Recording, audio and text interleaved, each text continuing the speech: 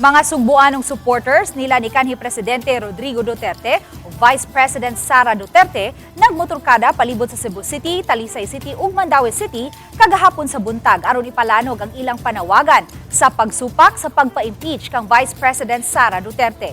Matud ni Juna Bines, usa sa mga organizers, nga gitawag nila ang maong kalihukan nga Cebu People's Caravan Against Impeachment nga gisalmutan sa kapin 200 ka mga four-wheel vehicles ug kapin sa 300 ka mga motorsiklo.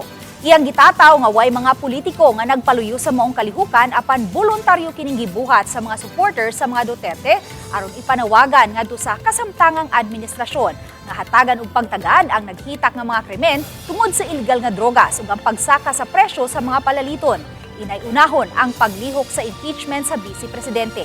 Dugang ni Abines, wa na sila mukuha pa og permit gikan sa tulo ka mga LGU kay gawas nga wa sila muhunong og dugay sa usa ka dapit na balaka usab silang masuspenso unya ang lokal nga pangagamhanan nga muhatag kanila og permit.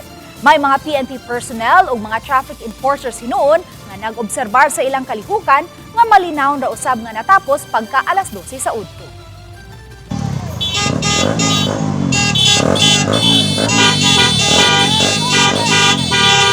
Niuna kita og tingog, niuna kitag palag, hinaot nga tanan tibuok Pilipinas nga nagtan-aw, atong sundan, maghimog tag karaban, maghimog kitag rally, aron ipakita nga wa na ta malipay sa atong panggobyerno.